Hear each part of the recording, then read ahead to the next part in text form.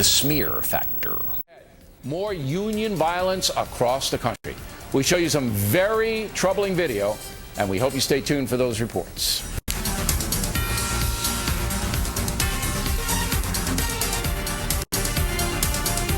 Out of control union protests. Wait till you see the video we put together. Moments away. Across the country, intense union protests.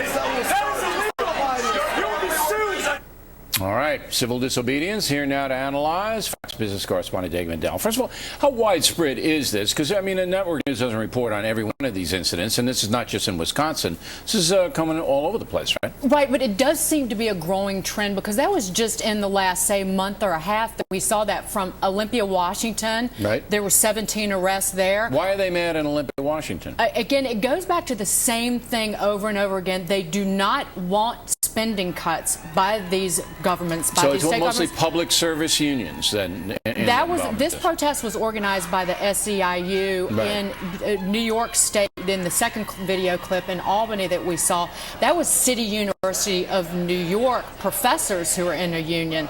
There were 33 of them who were arrested. So the SEIU, so everybody knows, is not a public service union. It's a private union, but they're getting behind all of this union stuff and provoking these kinds of confrontations. Broadly, what it is and this was an argument that the left made about the Tea Party protest. It seems to be a desperate cry by a failing movement, because they're worried about the purse strings getting cut off by all of these governments. But there's a bigger agenda, because the SEIU really wants a total change, and not just the union rules, but all entitlements and all like that. Remember that it's the biggest union that supported President Obama and the far left causes. Absolutely. All right, now, the mantra in the budget battle for the far left is to tax the rich. All right, that's basically what they're putting forth. Everybody knows it.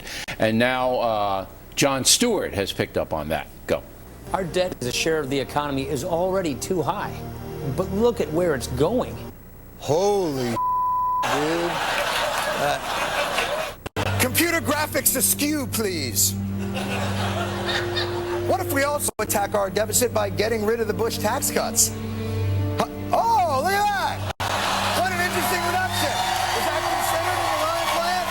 The same damn thing. All right, my question is that just a comedy bit, or did he have any data to base that deficit reduction on the screen on? If you took away the Bush tax cuts, it would do that somewhat. The chart you don't see is what the heck would happen to the economy. Okay. It would look like that. But let's just stay with Stewart. So he didn't fudge it. He basically took some numbers from some liberal economists that said if you jacked up the tax rate on affluent, you would generate this much money. That's without the economic factor being put there. But on the other side of that, you could argue that revenue would collapse because the economy would collapse. The economy would go down because you're pulling money out of the economy on the consumer side. Can I quickly give you a stat? I love this. If you took, going back to the boom days in the middle of the last decade, took 100% of everything that everybody made who made over $500,000 in this country, 1.3 trillion, not enough to even fill the budget hole we have this year. And I believe this is correct. The tax revenues under Bush were the highest ever. Is that correct? They might be going up in the coming years. Okay, the tax, so they did collect more taxation when they cut the rates under Bush. I could be wrong on that, but I think I'm right. Anyway, Dagan, nice to see you.